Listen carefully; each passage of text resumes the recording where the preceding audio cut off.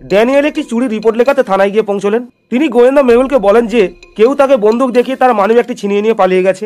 মেহুল ড্যানিয়েলকে চোরের সমস্ত ব্যাপারটি বর্ণনা করতে বললেন।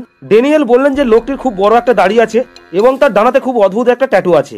ড্যানিয়েলের এই বিবরণ অনুযায়ী মেহুল 5 জনকে ধরেছেন। এই 5 জনের দিকে তাকিয়ে আপনি কি অনুমান করতে পারেন যে চোরকে?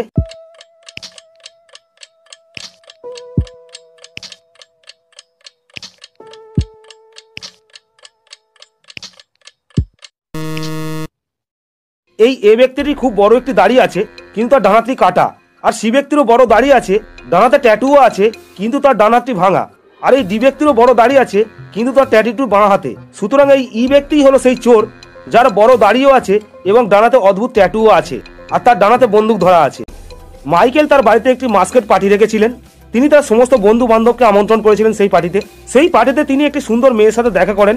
তারা দুজনেই একসাথে ডান্স করছিলেন এবং পার্টি উপভোগ করছিলেন। সেখানে মাইকেল একটি জরুরি কল পায়, আর সেই কলটি ধরবার জন্য তিনি বাইরে বেরিয়ে যান, কারণ পার্টিটি খুব উচ্চস্বরে হচ্ছিল। যখন তিনি ফিরে এলেন তখন তিনি ফিরে এসে সেই মেয়েটিকে দেখতে পেলেন না, আর সেই মেয়েটিকে দেখতে না পেয়ে তিনি খুব দুঃখিত হয়ে পড়লেন।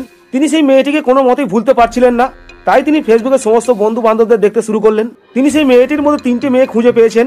এখন আপনি কি এই 3 মেয়ের দিকে তাকিয়ে অনুমান করতে পারেন যে সেই পার্টিতে মাইকেলের সঙ্গে ডান্স করা মেয়েটি কোনটি?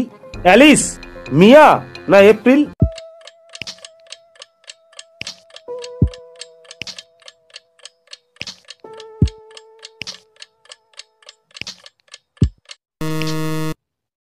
এই এপ্রিলই হলো সেই মেয়েটি, কারণ এই মেয়েটির মুখে কোনো রকম ফ্রিকনেস বা জন্মের চিহ্ন ছিল না। অতএব এই এপ্রিলই হলো সেই মেয়েটি।